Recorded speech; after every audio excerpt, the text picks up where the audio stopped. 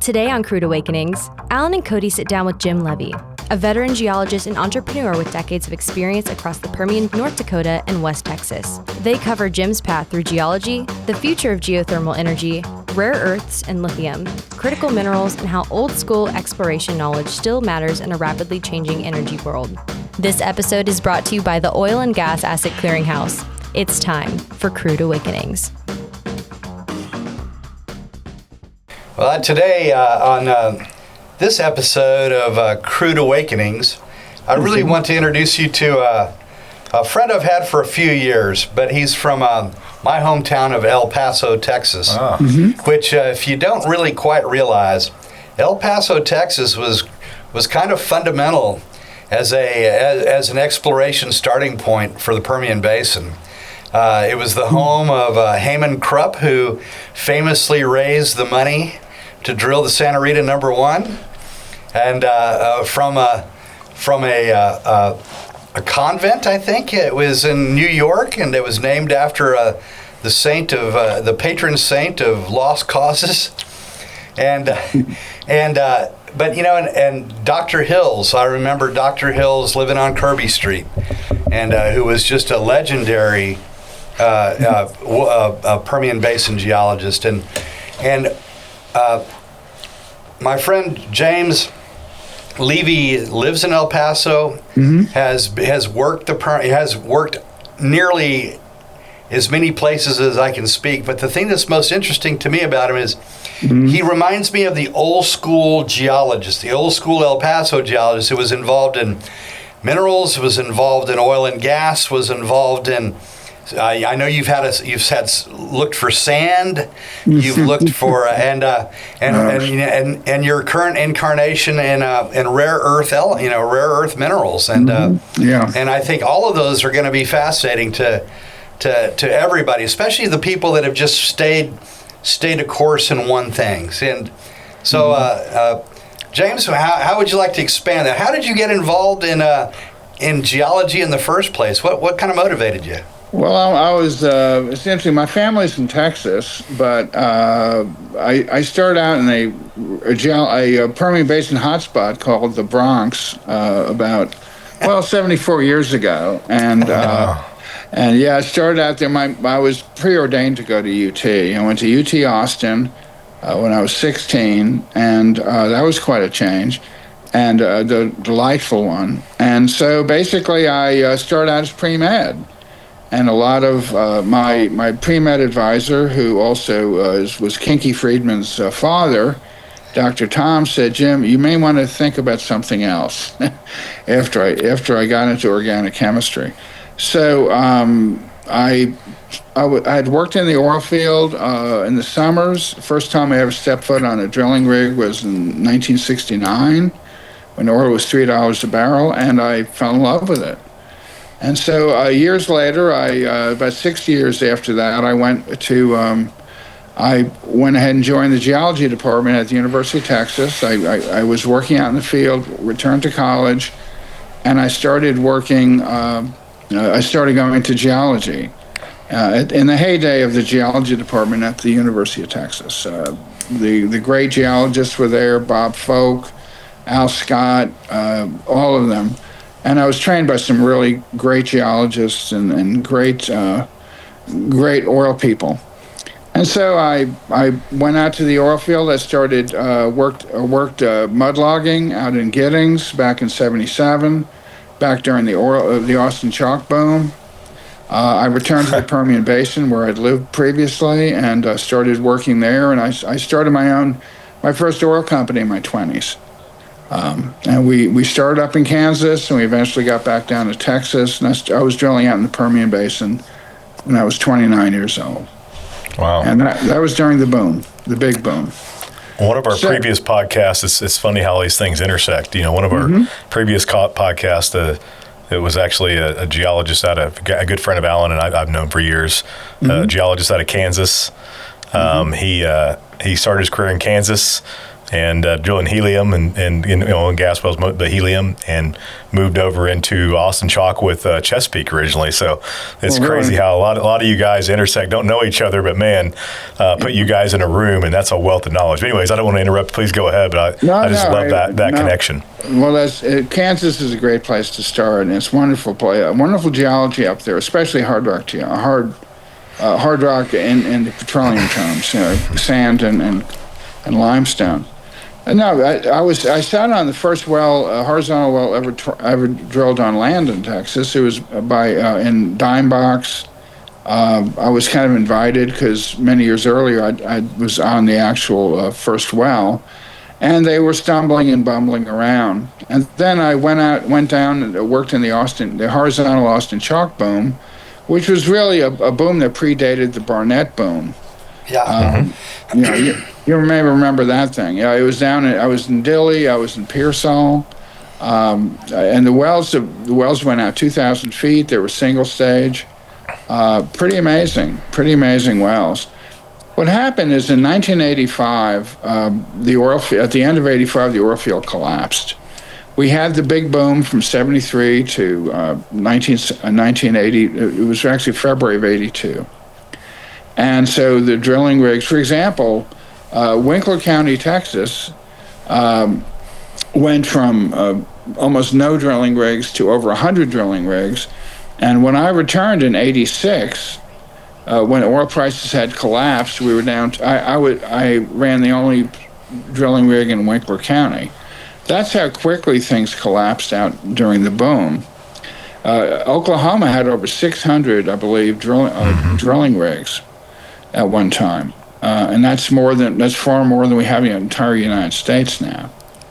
So as Alan knows, and he was in graduate. You were in school in the '80s. You remember when that all happened. Basically, it's a very it's a business that has a lot of high points and low points. And remember, even after the collapse in 85, 86, oil prices were at $11 a barrel in 97. I timed my graduations very carefully to the lowest price of oil every time. So, well, the University of Texas, our field camp was so overwhelmed with students, and I'd say probably 80% of them never worked in the oil field. Never went into. Basically, they had to find other professions. It's kind of unfortunate, but that's just the way the oil business is. Yeah. But I was taught. University of Texas had some very unique ways of teaching things. I went to graduate school at UTEP, and there were wonderful geologists and especially geophysicists there. But one of the things we learned was basically igneous petrology, metamorphics, on top of all the oil and gas stuff, the depositional. So basically, we learned a lot. We learned a lot of basic geology. And that helped me later when I went into other areas in the resource field. But a geologist, as an old geologist told me years ago, a degree is only a license to learn. And so that's pretty much what my philosophy has been. So working in the Permian Basin, seeing how the Permian Basin grew from nothing, because I was there in '69 as a youngster. I lived there on and off throughout the '70s. I saw the different fads and drilling targets, but no one was really thinking about the actual organic petrology, the actual science of what was happening. In the rock, what's causing all this oil to be there? Well, luckily, my failed pre-med career helped me because I'm the only geologist I know who took 8 hours of organic chemistry, and it turned out to be very helpful in terms of working in the resource field, in terms of oil and gas. So I've been on hundreds of wells. I drilled not hundreds, but I drilled many wells. I consulted on probably 500 wells, and I love the oil field. But as they say, the oil field is a harsh mistress. it can be very problematic on the economic side. You know, when you're see waves and waves of layoffs, and so basically, I think geologists now have to look a little bit broader, a little bit further afield, as we're seeing with the lithium brine, as we're seeing with geothermal, as also what we're seeing with the critical minerals. That's critical minerals are now a very important part of what we're doing as well. People are looking at critical minerals from the oil field brine. They're looking at lithium. In fact, I think lithium is basically going to be produced from brine water much more than any mining activity. Because it's already there. Oh, I know. We'll talk about that later when I talk about Round Top in that area. So basically, I was just fortunate to have learned from some very good people. I was up in Kansas. I remember when they were looking for hydrogen up in Kansas on the Nemaha uplift. But like you say, geology is a science, but it's a very broad-based science. It's also a science that you have little bits and it's like a. It's like a buffet. It's like going to Luby's. You take a little bit here, you take a little bit there. So we're very well trained in a lot of different sciences, and we have to put those together. I do a lot of 3D seismic. I'm working on 3D exploration in the South Permian Basin and the Southern Delaware and Val Verde basins. So you have to be able to kind of move around a lot in order to study these things. So I think that's just a thing for young geologists to look at. I noticed at the Jackson School, I just got something at UT, is just they have the largest enrollment they've ever had. I don't know what they're studying, but I think it's probably a lot of environmental stuff. But that's just what I'm saying. Anyway, so that's a very broad view. I'm still an oil and gas operator. I still do work in geothermal up there on the El Paso Rift, the Rift, the Rio Grande Rift. Of course, I'm working in rare earth minerals in West Texas, also critical minerals. And like I say, I'm open to any questions or give you what knowledge I have on things, and to with the caveat that I'm a master of many, but I wouldn't say I'm an expert in anything in particular, but except for generally exploration work. But go ahead. So what's the status of the geothermal in El Paso? I know you were the first to really bring it up to me, and looking at the heat flow, looking at some of the heat flow measurements that were out there. I know that the university out there has done some more work with regards to that, and I know that they're building some AI data center in Santa Teresa that is. I can't believe the numbers that they're throwing around that they say they're gonna spend, which I can't. I'll believe it when I see it, because it just doesn't pass the long division test. But with regards to geothermal, I mean, it seems like the Rio Grande Rift is an incredible resource if we could figure it out. What's the status there? Well, let me just tell you about there's different types of geothermal, and geothermal has a problem. It has a thermodynamic problem. You can have the geysers out in California, where, and I'm sorry if I'm doing this off the phone, so if I'm wiggling around, I apologize. The geysers in California, basically, you've got steam and massive quantities coming up from very, very shallow depths. The problem you see with what's called hot, dry geothermal is a thermodynamic problem you have with your basic rocks. And there's the killer for it is something called thermal diffusivity. I'm sorry it dropped out on you, but basically thermal diffusivity is how quickly a rock heats up after you take the heat away. If you take the heat out of a rock, and let's say it's deep and with a lot of pressure, how quickly does that rock regain its heat? Let's say you've got a hot rock, you run water through a pipe, it heats the water, and the water goes and runs a turbine somewhere. The problem is, in my experience in the geothermal field, and I've talked to experts and all these experts, no one can exactly tell me how that's going to work. And I think that's a problem that they're facing in the hot, dry geothermal. And in terms of the it's called the Mesilla Basin, or sorry, up there, and I was, for some reason, there was a 22,000-foot well drilled there back in the early 70s. It has a history all its own. The guy who drilled it is a guy who almost discovered the Titanic. There was a big thing in the 70s about he found, and he's a kind of a character. He's out of Abilene. He was a very good promoter, and he got his buddy George Brown, who any oil and gas guy knows, especially if you go to NAPE, because it's called George R. Brown Center. And also Bunker Hunt, who I've actually met at NAPE years ago.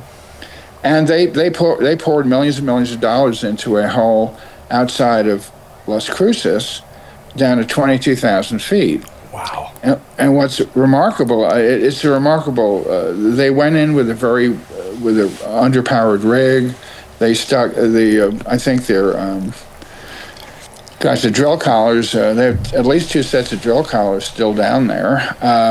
Basically what happened was but they were able to get bottom hole temperatures. And the bottom hole temperature, and that basin is around 26,000 feet deep. At the bottom of the basin, it's probably well over 500 degrees, which, to give it another, to compare that to the Delaware Basin, the hottest well ever drilled in the Delaware Basin was the Moe Surf #1, which I actually worked on. That was a story unto itself, in Pecos County. And the Moe Surf at 29,700 feet, it was only 360 degrees. So this is a very hot basin. It was a former volcanic basin. The bit also went through hundreds of feet of volcanic igneous dikes. But the problem, so everyone's all excited, and I was very excited too, until I started learning about the physics. How are you going to take the heat out of those hot rocks?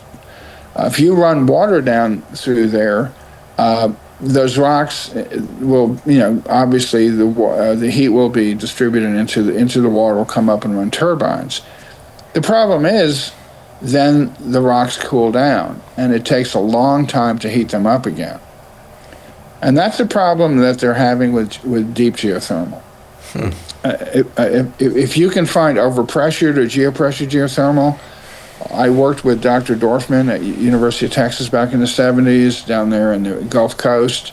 He was the head of the Petroleum Engineering Department, Myron Dorfman. And Dr. Dorfman at UT, he was able to get a certain amount of steam out of these rocks. But the problem is that they need a hell of a lot more fluid. The problem on our side here with hot, dry geothermal is that no one has a good way to keep the thermal diffusivity problem under control. So I think to be honest with you, I think unless you go to Iceland or something, you're always going to have a bit of a problem with hot, dry geothermal. So, Jim, I know that at UT a decade, 15 years ago or so, there was a professor working on a closed loop system. It was like a big tool that would go down the hole, and everything was contained within there, and it was. And I remember Bill Rudder out of Midland was involved in that play. It was research. Whatever happened there? I think that's to the petroleum engineer. I know the professor. Gosh, his name escapes me. He had some patents. I think they were just trying to. What they were trying to do, I think, is to get material around the hole that had a high conductance. And for example, something like silver. Copper has a higher conductance than base rock. I've read some papers on that, and I know the professor is. I think he's Indian. Gosh, I know him. But I'm sorry, my old brain's not working. I just think it never got beyond. Now, Ken Wissian, who has until recently has been at the Bureau, Dr. Wissian was the geothermal guy at the Bureau of Economic Geology. And I think he was involved in that project as well, towards the tail end of it. The problem is that take it out of the lab and put it into the ground is a little difficult. You have the folks who are doing that work in Starr County, and Dr. Wissian was involved with it. Another problem with this, if you introduce water into these deep faulting systems, you're going to have you could have issues. One of the things that concerns me out here is this is a very deep basin. Alan knows El Paso, but most of y'all don't. The basin starts actually where I'm sitting here in West El Paso. The basin is starting right under my feet. Within about 2.5 miles, it drops almost 4 miles. So the basin is a very sharp drop. It has very deep faulting. The problem is if you start injecting water in some of these faults, this was an earthquake area here. You also have what's called secondary, or I forget the name of it, where you're actually inducing. It's called induced seismicity. And so, but they tested for that in Starr County in Southwest Texas, and they didn't have that problem. But that is a problem that could arise with geothermal. Yeah, well, El Paso's a different kettle of fish, isn't it? Because you have Basin and Range and the Franklin Mountains coming through. The Juarez Mountains are a southern extension of the Rocky Mountains. Then you have a rifting system coming through. So you have a very complex set of tectonics going on there. Yeah, along linear faults. And as Alan would know, a Crazy Cat Mountain, where they have a lot of people living now, is basically a slump feature from an earthquake. So if that thing ever got reactivated, I mean, I wouldn't be living in Kern Place when that thing started. The thing's about 600 feet high, and it would probably wipe out half of West El Paso. So we have to be careful with things like that. And as we know, we've had earthquakes here that were induced out in Orlet, 300 miles away. But geothermal has a really good place. But we have to understand that we have to solve these very complex engineering issues. And I've not yet met a geothermal engineer who works in the hot, deep rocks, which is the main source of what we're going to have to go to, who's been able to explain how they're going to solve that problem. That's fascinating. So where it is today, for a layman, I mean, you guys and all the geologists, but you guys all understand this stuff probably better than anybody. But so right now, with where you currently have it for this 2,000 foot well you mentioned, or even the Starr County wells, I mean, what does that mean? Does it mean right now you can conceptually test it up until the point it cools down, and that's not long enough for sufficient power, or it can go for a certain amount of time? I mean, what does that mean in kind of power generation and use and for its uses? Is it useful now, or is it just still, it works temporarily? Well, it needs to be looked at. We need to be able to work up systems where we can probably have multiple systems at the same time.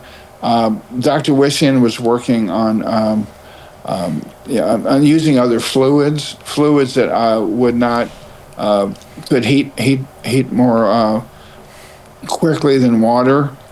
They were using. I'm trying to remember pardon me. I should have done some research. I should have boned up on my research before I got on here. And basically, they're looking at other thermodynamic systems that they can use. So basically, the problem really is that you can't just drill a hole, throw water down there, have it come up, and have it continually cycling, because you have, heat goes from hot to cold. Something that's hot next to something that's cold, the heat will be transferred. So it's the transfer of heat. The problem, of course, ultimately is this heat going to be replaced? So they haven't really worked up the engineering. Plus, of course, we're talking about deep, very deep wells. And even though our technology has really improved very much on drilling deep vertical or even, of course, deep horizontal wells, it's not perfect. And we still have a lot to go before we can drill a well and make it work at very, very deep depths. As I said, the basin is 26 to 27,000 feet deep, and it's over 500 feet at the bottom.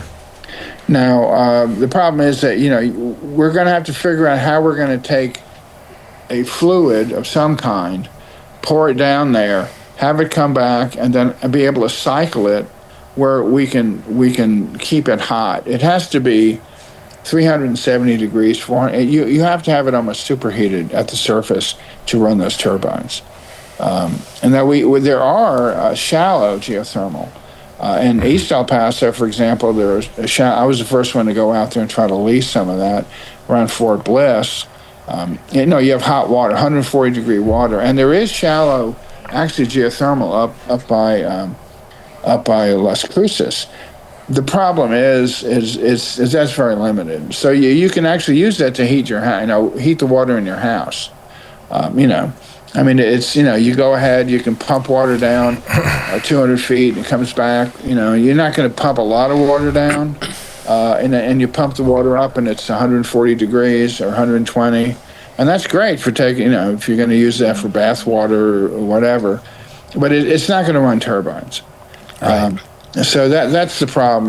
Turbine science is very old science, and they're trying different types of technology. But we'll have to come up with a better system to get the heat out. But it is. You definitely have hot spots. You definitely have very promising depth. The problem is getting to the surface and making it run turbines. So it's at a very early stage actually. Sorry, in terms of technology. And every successful geothermal power plant that I know of is based on basically volcanic sources, Iceland, the geysers, but it's not really based on effective, the hot dry rocks that we have to use for geothermal in the future. Oh, that's interesting.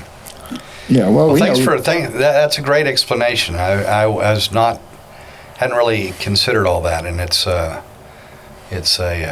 and I know that heat flow per foot. If being able to get that big differential as fast as you can there are a couple of places, but they're rare in terms of the whole area.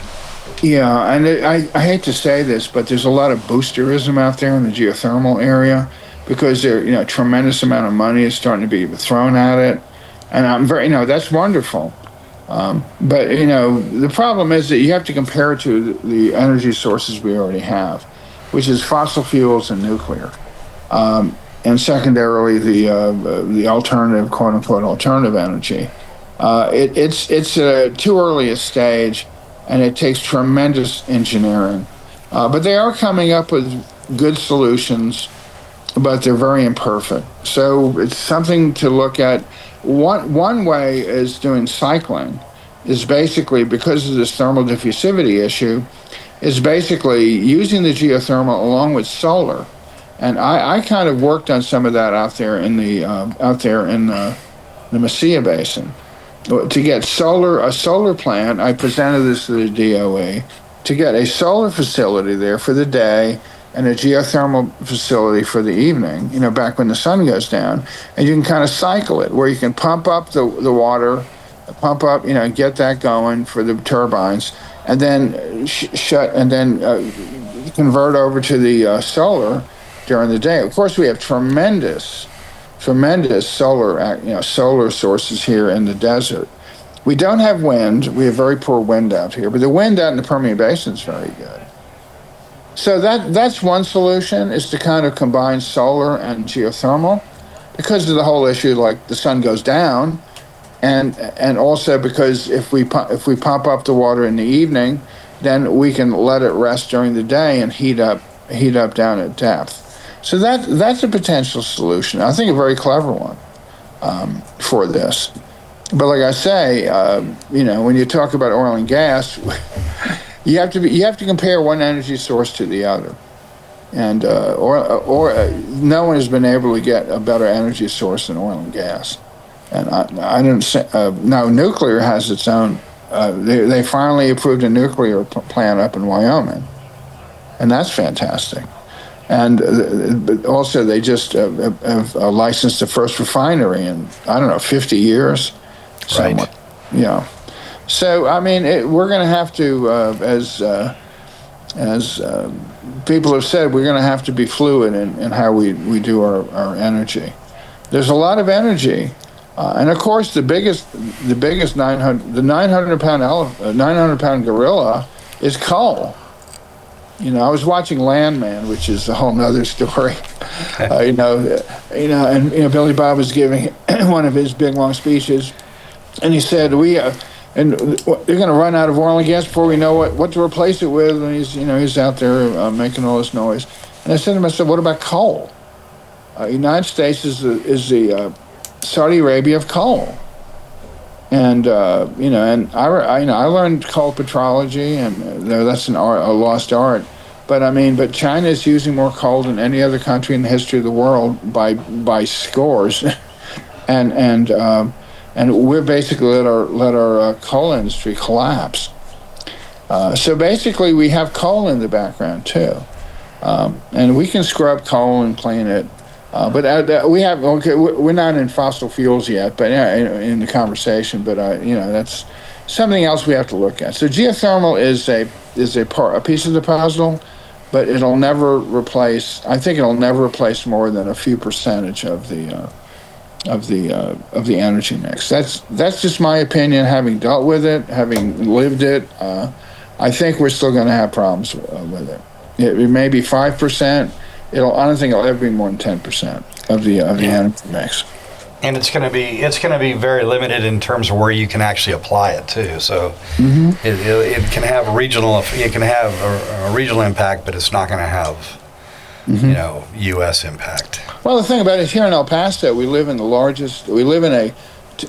got to include Juarez, and it's 2.5 million people, and that's a lot. And then of course you have Phoenix and you have Tucson.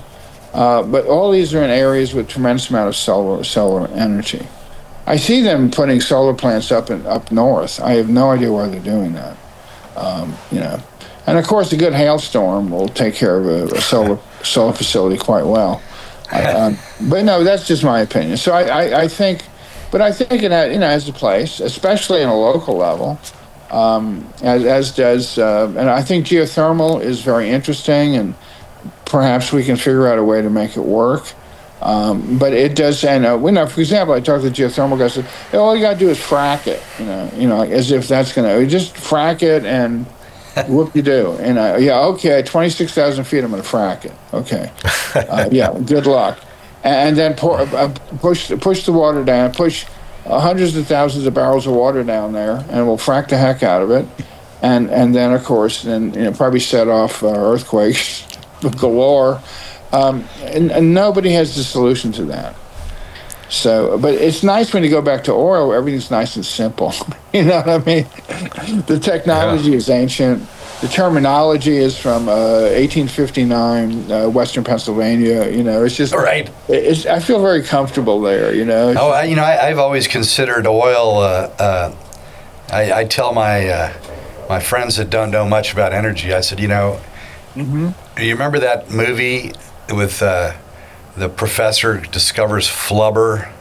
Fred McMurray. Sure. Fred McMurray, the magic deal allows him to fly and all this other stuff. I said, we have real life flubber. It's called petroleum. It has all these different uses. It burns. It's got huge energy density. It is truly flubber. I know it's the gods have used it, have basically refined it. One thing I love is when they years ago, I got involved in an argument at Wall Street Journal with some guy. I think one of them had been the head of the CIA, but they were on some kind of thing. You remember during President W. Bush's speech, one of his State of the Union, he was talking about switchgrass. Remember that? I don't know if you remember that. I do remember that. Yeah. Yeah, that was a jaw dropper. And I used to work for him, by the way, out in Midland. But anyway, to make a long story short, so he was going about switchgrass, and then someone wrote. They had this whole thing about using turkey offal to replace oil. I don't know how many turkeys we have. And I said, so I responded, and I really ticked them off, and I about offal. I kind of used the word in my response. They thought you were going to take turkey poop and basically replace the Permian Basin. Obviously, the problem is there's a lot of government money sloshing around, and everybody wants a piece of that. So if you can get a $5 million grant studying turkey offal, why not? But without thinking of the actual reality of it. I remember drilling wells in Oklahoma. We could literally put that oil into our diesel trucks. Now we'd have a problem because of the paraffin. Probably get a couple of miles, but I mean the oil is that refined. It was literally diesel grade oil pumping out of the ground, hundreds of thousands of barrels. But you can't take turkey offal or switchgrass and make it into that without spending a heck of a lot of money. And oil prices would have to be almost to the infinity for that to work. But if the government's going to shove $20 million in your pocket, who cares? Yeah, I'll study turkey offal. But what I'm saying is we have a lot of that malinvestment. You remember the nuclear fracking back in the 60s? Oh yeah, well that would work, but they have a secondary problem. It created a glass around so they did some tests in Colorado. Mm-hmm. I think it was Gunnison. It was near the cutoff to go up to Aspen, Rulison Field or whatever that field was. Mm-hmm. They went out there and dropped a small thermonuclear device downhole and exploded it. And what it did is the heat was such that it melted all the rock around the wellbore. So they had to then go in there and frack into the nuclear glass to get it to flow. And what little they could do, I mean, it's hard to frack glass.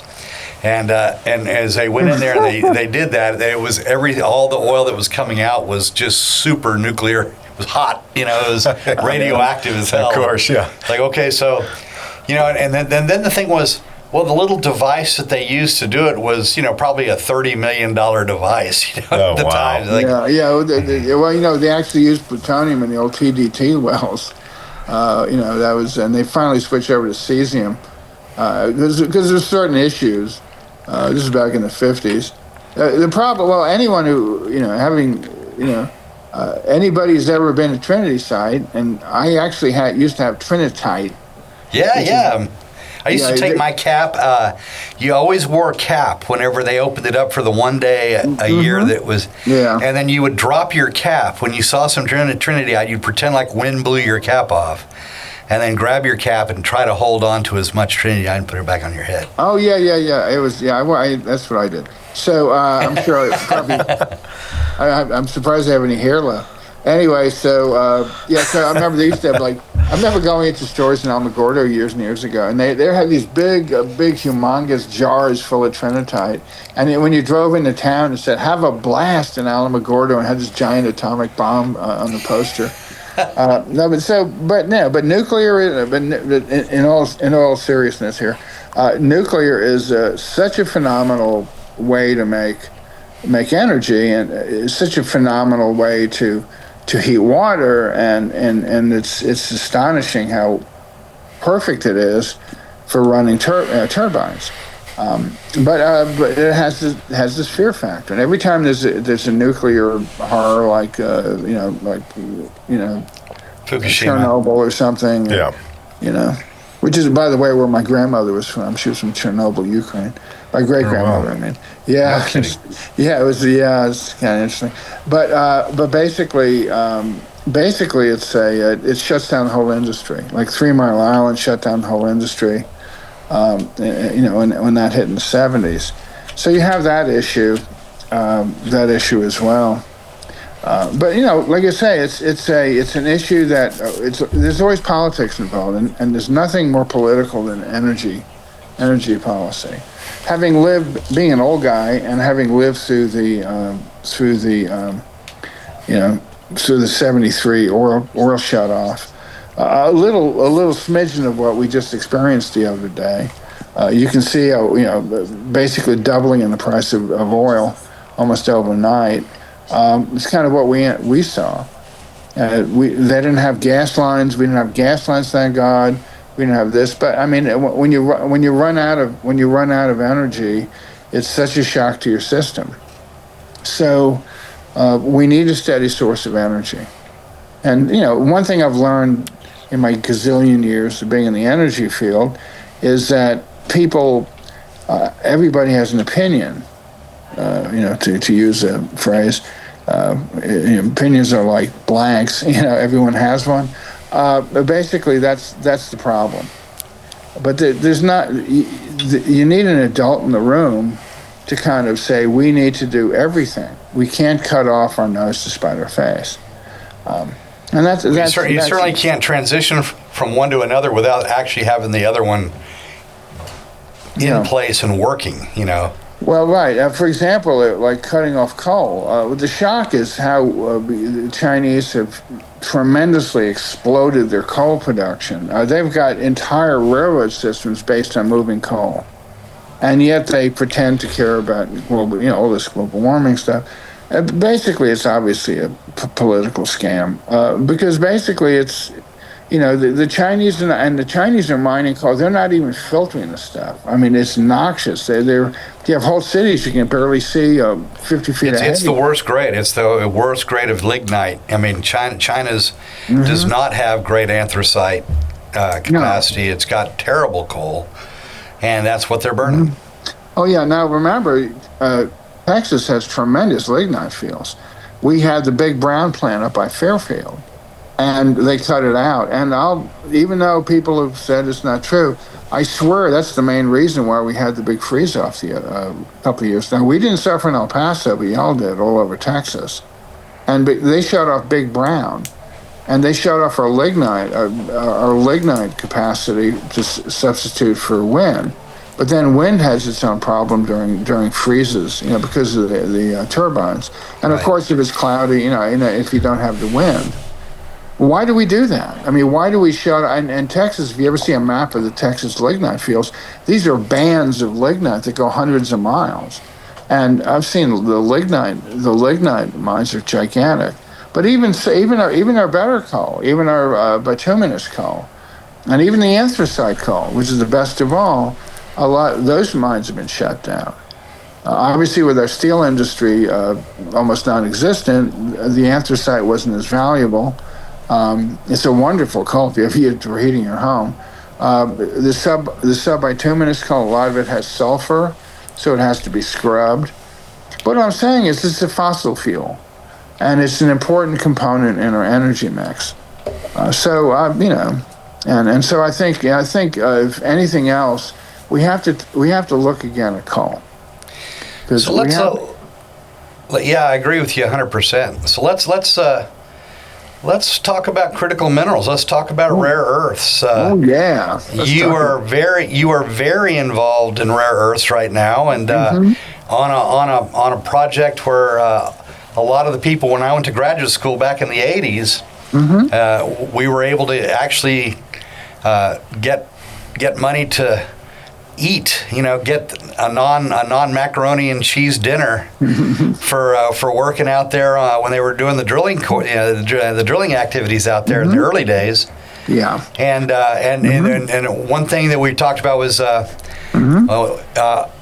mutual friend Laura Lynch, who was the original Dixie Chick, lead singer of the Dixie Chick, was kind of head of the government or investor relations with that that company that was owning it. Well, God rest her soul. She was a wonderful lady, but absolutely. But that's been a story of fits and starts since the 80s. Well, it's I'm sorry, I didn't mean to interrupt you. Go ahead. No, and so it's but I know that you're involved in it now, and and it looks like maybe its time and place has come. I'm just wondering, what are your thoughts on that? Well, it's a very interesting deposit. It's more than just Round Top, and I've been out there I've been out there for years, beating the drum. But what it is, it's we may have more of it in West Texas, according to. It's one of the richest. It's one of the richest rare earth deposits, in North America, isn't it? Yes, it's the largest reserves of heavy rare earth in the United States. Heavy rare. Well, okay. Let's get back to heavy rare earths. There's 17 what they call rare earths. There's 15 of what we call the lanthanide series, which starts at the lighter ones. On one side and the heavier ones on the other. You start with lanthanum, and then you go up to lutetium. And so there are 15 of those guys. And then, like honor, the honor rare earths, you have scandium, which is, I think it's element 21, and then you have yttrium. There was an yttrium mine.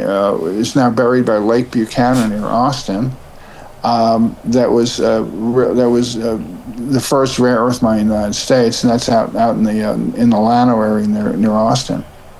Anyway, so those 17 rare earths, the Round Top complex has 15 of those 17.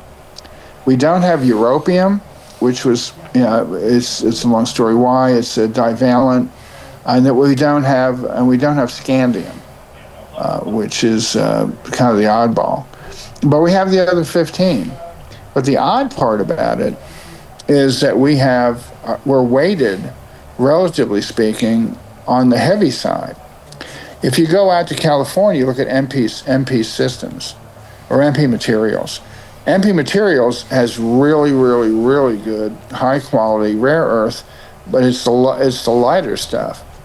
And they take that stuff and they ship it to China to process. So now they're going to be doing the processing there. And the thought is to do the processing locally out in the Round Top area, which is near Sierra Blanca. That's going to be a big deal, because when you process it, what you do with a rock like that, and this is typical in mining, you do what's called, it's called heap leaching. You basically take it, put it into sulfuric acid, for example, and then let it you crush it to a certain size, generally 10 millimeters. You soak it in, because it does have some permeability, believe it or not, this rhyolite. You let it sit there and cook, and then it basically breaks down some of the fluorides that the rare earth is in, and basically you get this mush, and you take the mush and you go separate out the rare earths. Now that's easier said than done, but anyway, heap leaching is what you do. So you're going to have these big vats of this wonderful stuff. You're going to soak it in there, and basically get this stuff will kind of flow out of it. And then you take this muck. I'm making it sound really horrible, don't I? You take this muck and you basically then start processing it to pull out the rare earth, what they call the whole rare earths, which is all the rare earths will settle out in a certain. And then it's going to be difficult, but you are going to eventually be able to separate out the individual rare earths. Now, we also have several million tons of lithium out there, but lithium prices have dropped 85%. So, whereas 4 years ago, a million tons of lithium was like over $70 billion. Now it's only about 15 billion. But that has to be processed separately. So that's kind of But that's the way you do a lot of mining, is through a heap leach process, and then processing it individually to get out the elements. So now on your end, Jim, are you involved in the geology of that, finding it to where to extract it, or are you on the operation side, the mineral side? What's your play in it now? What's your involvement in this, which is very interesting. Something I've never talked about was West Texas minerals. So I'm pretty well, it's not very like Texas does not have a mine. I can tell you what I can tell you because obviously it's proprietary. But Texas does not have a mining culture. Almost all of our mining is sand and gravel. And sand and gravel, it is a mine. It is mining. It's industrial mineral. But basically, there's only been 2 silver mines in Texas. The big one was down in Shafter, down near Big Bend, and the other one is north of Van Horn, and it was called the Hazel Mine. So Texas does not have a mining culture. University of Texas El Paso just hired a mining professor. It was a mining school to start with, but all the mining was in Mexico and also Arizona. So now mining's back in Texas, and so this will be, if it all goes as according to Hoyle, this will be by a factor of 10 to 20 times the largest mining project in the history of the state of Texas. And it will produce a lot. It will present a lot of jobs and a lot of. If you have been to Sierra Blanca, it's one of the poorest. Someone described it as being hollowed out, unfortunately, but it's a beautiful area, but it's a very poor area. So, you go to Nevada, they have these big gold mines. You go to Arizona, have these copper mines. Texas missed out on the mineral side, as far as that's concerned. Now, of course, I'm not including the lignite mines. When those things were going, they were gigantic. But we're talking about hard rock minerals here. So this will be very unique. But as you know, most of Texas is not mountainous, and you have to have lots of mountains to have a lot of minerals. Though we are using, we're taking the brine from oil field, brine, from wells, and basically taking out the lithium. They're doing this. Exxon paid over $100 million up in Oklahoma to do that. Some old wells that were just burned out old wells, but they had a lot of brine, and it turns out the brine was heavy in lithium. So we're looking at doing that. But America, we had a conference, and I spoke with the number one critical mineral person in the United States at NAPE. Who, by the way, was a big. She was involved with Franklin Mountain, which was actually an El Paso company with Paul Foster, and she's really beating the drum for reindustrialization of the United States. They're opening up an aluminum smelter up in Tulsa, and others. I mean, we're trying to get our industrial base back. And mining has to be part of it. You have to have the reserves you have to have the resource in order to make it work. Instead of shipping everything over to China to be processed. So that's important for all parts of the country. We need to get back to mining things. Jim, I had a friend of mine who said he was in the East Coast, and he was at an industrial minerals conference. Mm-hmm. And they were talking about taking some of the old leach pits that are really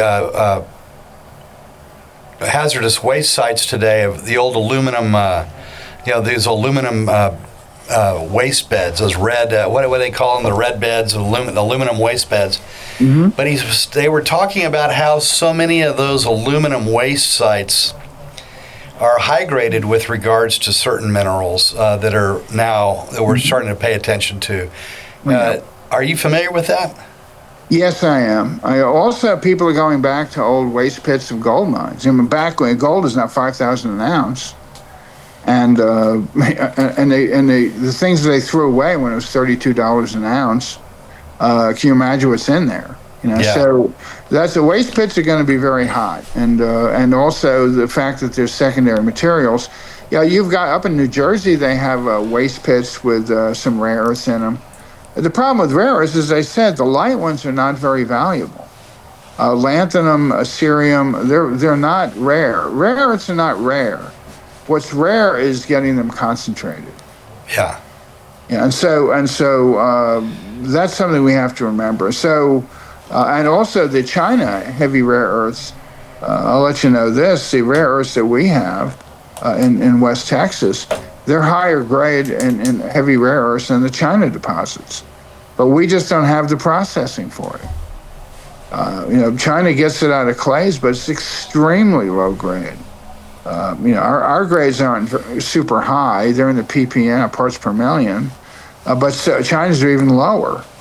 But because they have these massive facilities and they're already processing the light rare earths, the heavy rare earths are processed as well. But we threw away, the stuff we threw away now has a lot of value. Silver prices, I remember going on field trips, seeing silver lying around the ground, but it was just like $3 an ounce, who cares? Now they're $100 an ounce. I'd sure pick it up. So it has to do with the economics. When Dr. Barker, my igneous petrology professor in '78, his last lecture, who, by the way, also worked down in Round Top and that area, and he taught us about it. Actually, no one paid attention, but maybe I did. Dr. Barker's last lecture said to us, the late, great Dr. Barker, he said, I think that what y'all need to do is go and get an MBA. Because we need to understand the economics of deposits, not just that they're there, but also, what to look for, why we're looking for it, and also what makes it valuable. We have to look at not just the science of it, but also, the economics are interesting because, China has declared these to be strategic to them, and will manipulate the world markets to make sure that you can't get financed with regards to being able to build anything. If in fact, that's been their style with regards to what they consider to be strategic for a long time. A big discovery is announced, the development of that discovery is announced, and then the financing disappears because the market collapses. They flood the market, or they sell the things at less than cost in order to keep people from being able to develop. They're doing that in Africa. I was on the flight. I'm sorry, I didn't mean to interrupt, but but I have a personal story on that. Friends of mine in Nigeria. I met this young gentleman from Liberia, and I was talking to a friend of mine, someone on the plane, and he overheard my conversation, and he told me, he gave me his name and everything, his tribe, or whatever, his mom's tribe in Liberia, their area was bought out by the Chinese, and the Chinese purposely shut it down just to keep it off the market. And this is also happening in Nigeria. Right. They're very, they're more power to them. They go out there. They don't play around. Well, and one of the proposals on the table that I think is that the Department of Defense pays, kind of sets a minimum, a floor price for these things for anything developed or mined in the Western in the United States or in countries that are friendly, friends and strategic partners of the United States. And with the Department of Defense being major purchasers of those kind of those things or raw materials, maybe that might help. Do you think that'll ever come about? I think eventually all these deposits are going to actually be owned by the government. That's my real take on that. Because basically, I'll give you an example. The largest, if you go to gallium, if you type in gallium and USGS, it shows a little bitty dot in Utah or something, and then a big old dot in Sierra Blanca. We have the largest gallium deposits in the United States. Gallium is the number one critical mineral. Now we only have a certain, it's not measured in ppm, but it's there, and without gallium it can't do something. I don't even know what some of this stuff does.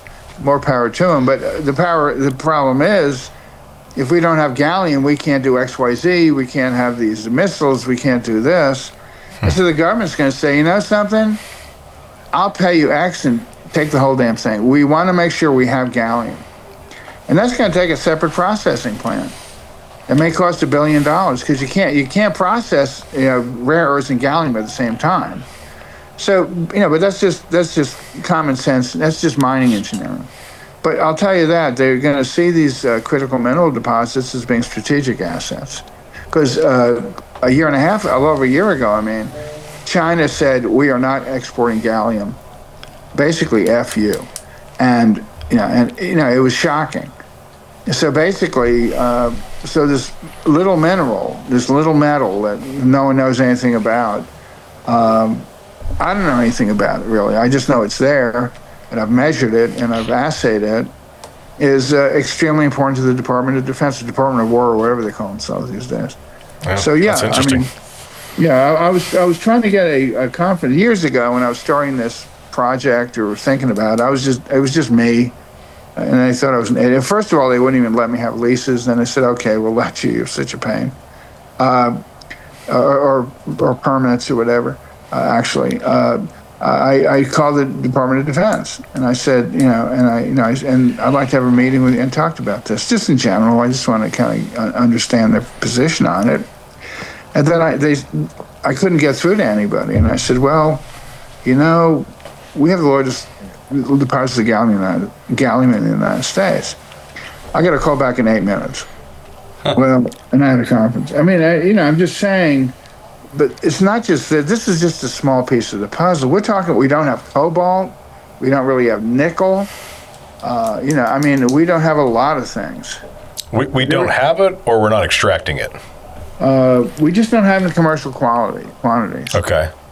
Nickel is just, you don't have cobalt, and then they just made copper. They used to have 50 critical minerals on the USGS list. They just put on copper. And copper, we have lots of copper. Yeah, but they're starting to say we need copper. And of course, there's a lot of copper out in Arizona. Huge mines of it. You fly over Arizona, you see these giant pits with the blue on the sides. That's all copper ore. But without copper, you can't do XYZ. You can't do, if you don't have, now aluminum smelter, finally an aluminum smelter. If we get cut off, we're going to be hopeless. It's going to be like 1973 with oil, but 10 times worse. Because everything's going to shut down. So, so basically, I think we're seeing this as a national resource. I don't know, and I hope to God they don't get into the oil business that way. Though there has been some motion on that. But, we're saying we deindustrialized, and now we're realizing we're going to pay for it, and we're going to pay for it big time. Yeah, this is something that in the industry, most people like me, you guys are thinking of everything, but most people like me that are operators or in the A&D side, we think very little about rare minerals. We hear about them, we feel like we understand a small amount of them just from the correlation with oil and gas, and like you mentioned, sand and all the things you'd use in oil and gas place. But I think it's very fascinating. What is the one thing I don't understand? I understand, some of these things are just like these metals that are used for everything we don't know, but the 15 minerals in West Texas, what are the uses for those? Is there any main use or any kind of like top 2 or 3 things that mineral is used for? No, those 17. No, those are 17, rare earths, and there were actually 50. Basically, they used a whole range of things: computer chips, metals for I guess what you call substrates. I don't even. I should know, but I don't, and it's my fault, mea culpa. But it's not. I guess it's just not the rare earths. Look at lithium. Look at lithium batteries. Now neodymium is one of the rare earths. It's one of the light rare earths, but it's a very important one because neodymium is used in magnets, and you can't Now, neodymium is a critical, and even though there's a lot of neodymium out in California in the MP materials area, they have this wonderful ore there that has a lot of light rare earths in it. They have to take all that stuff and ship it to China to be processed. How can you possibly? You can't make a lithium battery without this. Not just with lithium, we also need the neodymium for the magnets, and that's a tremendously important metal. So, and some of the heavy rare earths are a little more esoteric. I knew that lutetium is the heaviest of the rare earths, and at one point it was one of the most valuable substances on Earth until they figured out a way to kind of reprocess lutetium.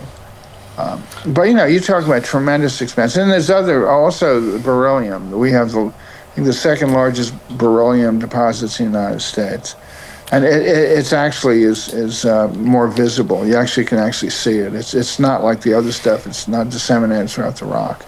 But this is all public knowledge. So this is going to be great. This is it's great problems for material scientists to be working on. How do you extract just the same way that we made the extraction of aluminum went from being the most valuable element on Earth to being nothing. What are the breakthroughs that we need to make with regards to these other things? And this is exactly where Americans, the U.S. has always excelled, has been in that kind of technical endeavor. Well, they use the different types of what they call ion exchange, but we need to pour a lot of money into that. And our mining engineering schools and our processing schools are very underfunded. The top one in the country is Colorado School of Mines, and you have University of Arizona. I'm thrilled that we finally in Texas have one mining engineer finally, and of course NMT up in Socorro, New Mexico.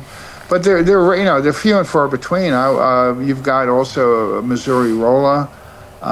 But we have to get serious about our industrial base. And Audrey Robinson was, she's the number 2 person in the DOE, I believe. But I met her, and she was very big. As I said before, she's very big on reindustrializing our industrial base. It's a wonderful and a very important thing for us. The United States has basically deindustrialized. I saw this happen in the 70s. Our steel mills went away. We basically lost,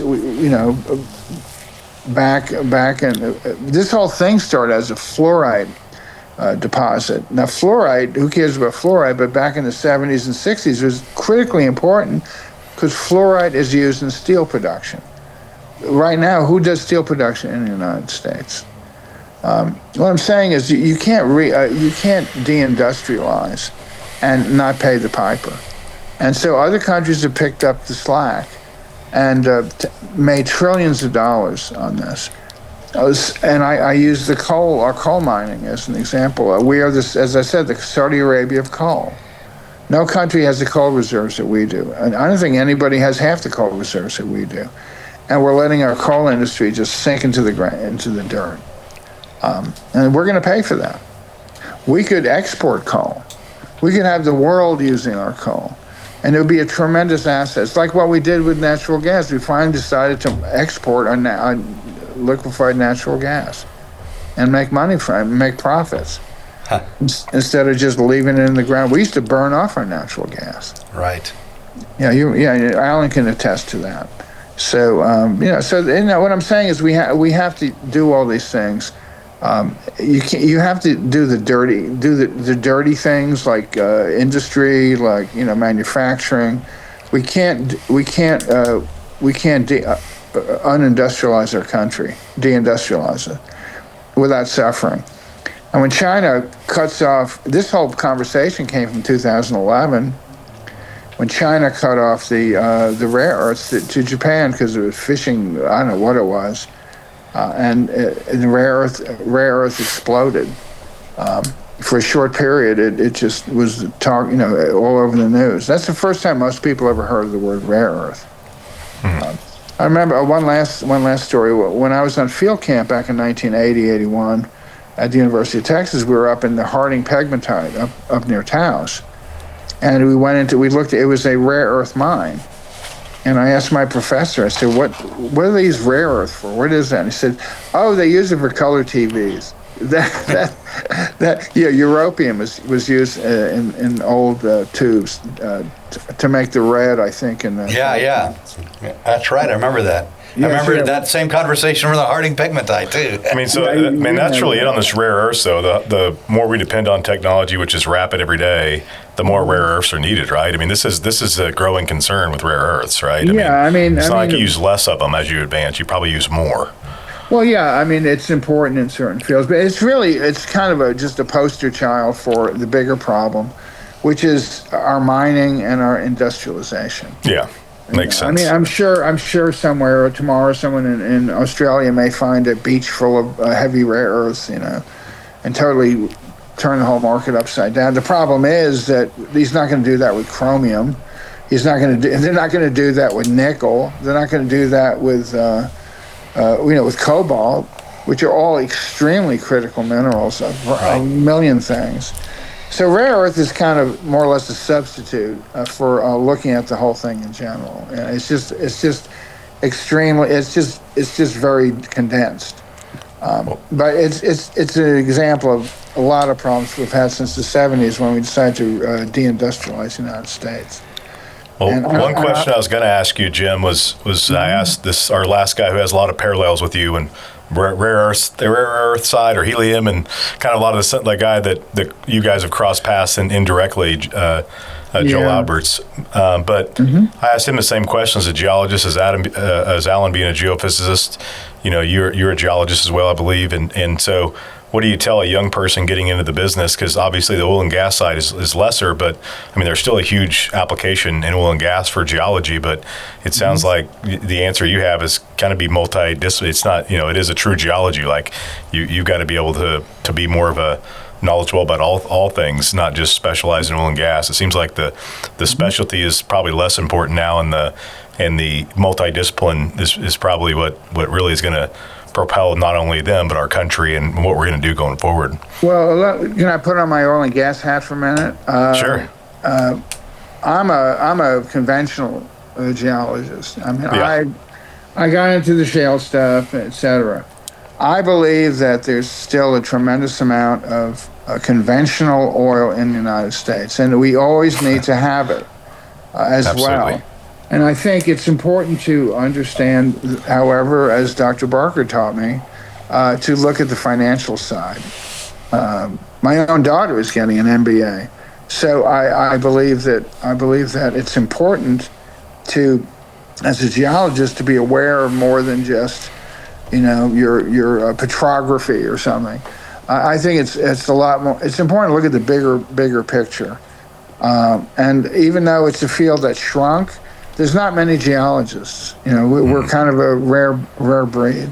I mean, there's probably not more than 25,000 working geologists in the United States, if that many, who are not in the, let's say, the environmental field or hydrology or something. So anyway, the thing I need to emphasize, sorry about that, is that we need to be able to look at the bigger picture. And there is a place for geologists, explorationists, but we have to be careful. We have to be trained in business. We have to be trained in economics. We have to be able to rub elbows with finance people. We have to be entrepreneurial, and we also have to be very quick on our feet. We have to really have the technology down. So it's a shrunken field. It's a small field, but it's a critical field. Yeah. I can go out. I can drill oil wells. I can do things that very few people can do anymore because the people who taught me to do this, that whole generation's gone. Shale has kind of made it very easy in some ways, but the people who are trained in the shale areas, if they get laid off, they can't start their own business. They can't start their own companies. I mean, eventually we're going to have to get back and look at the conventional side of exploration as well. So I'll just say this. There's a lot. It's a wide open field. I'm still a very serious and very active explorationist in the conventional area, with a subcomponent of shale. And I think it's important for young geologists to be aware of economics and aware of the financial angle of our business. And it's a capital intensive and labor. I mean, it's very capital intensive, but it doesn't have a lot of people in it. So I think to make your way in it, you have to be very cognizant of the economics of the field. And I know when I first got out of grad school, I was a minerals geologist working in a gold mine, gold exploration, and you'd find these little holes in the ground in the middle of West Texas or in the western United States, in which somebody took a pick and picked in 100 feet along this thing, and no geologist that I knew from the university could ever tell me why in the world some guy went out and embarked on a physical labor type of thing that is unimaginable today. Yeah. And I remember my dad saying, telling me like, oh, that guy's got a gold mine. And I'm like, are you kidding me? That looks like, gold mining is hard work. Well, remember the first part of There Will Be Blood? When he's down there in that hole banging. It's supposed to be New Mexico, by the way. He's banging away with that pick. Do you remember that, Alan? I do remember that. Yeah, he's out there clunking away and breaks his leg and everything. But something, that's how hard it was. These guys had nothing. And let's face it, even though, and he finally finds some silver, and eventually becomes an oil billionaire or something. But basically, they're called coyote holes when you see those holes. And there are some human being went out there and just banged away like Humphrey Bogart in that movie, and just found some ore, didn't find some ore. That's the way it was. If you ever saw the movie, remember the crazy show Deadwood? Yeah, wasn't that something? But these guys are out there killing themselves, and then what's his name comes out, the Hearst, old man Hearst goes out there and basically buys them out. Well, it's just the way exploration is. Who discovered a lot of the oil fields was the small independents. You have the early, you have the explorationist, and then you have the developer, and eventually you have the large industrial concern. But exploration all comes from a guy out there with a pick digging a coyote hole. It all starts somewhere. And that's the beauty of exploration, but there also is the heartbreak of it. Well, Jim, this has been an amazing time. We probably should do this again. I think we just barely tapped into your wealth of knowledge and stories. And for me, not a geologist, but an oil and gas guy, and this an energy, oil and gas kind of podcast I learned a lot of cool things. I know a lot of people want to learn, so I'd love to have another one, maybe have you down here next time, or here at the office and in our room here, and go to lunch. And I'd love to learn more about it. But I learned about from you guys the nuclear fracs, some things that I know people my era haven't heard of. I've heard of walnut frac. I've heard all kinds of crazy stories, but never nuclear fracs. The kind of eye opener on coal and this understanding thermal. For me, this has been extremely valuable. I could do this all day long. I know we have a hard stop. Everybody has a hard stop here in a minute, but I just want you to know I really, really appreciate everything you shared, and I think this will be, great. It's great for us to learn, but also for the industry to get a sneak peek about looking at everything from a different angle, which I think is your point, and really thinking about what's important, which is just this idea of reindustrialization. So I really appreciate it. And Alan always has Alan's friends like him, birds of a feather. Brilliant people know brilliant people. So I'm just happy to be along for the ride to learn some of this stuff. I know. I'm not really brilliant. I should have studied my organic. I should have studied my organic chemistry harder. So this is what happens when you don't study organic chemistry hard. You wind up being a geologist. But that's okay. Well, Jim, there's never a time when we have a conversation where I don't walk away learning at least several things. So, well, thank you. Well, thank you, Alan. Alan is without Alan, I never would have met Bruce Stearns. So I'm going to thank him for that. Great. That was an experience I'll never forget. Thank you, Alan. Well, thank you, James. Appreciate it. Y'all have a great afternoon, and I love talking to y'all, and thank you so much for the opportunity. Bye-bye. Yeah, likewise. Thank you. Thank you. A big thank you to Jim Levy for joining Alan and Cody for a wide-ranging conversation on geology, geothermal energy, rare earths, oil and gas, and the future of American resource development. If you enjoyed this episode, be sure to follow the show and share it with someone in the energy industry.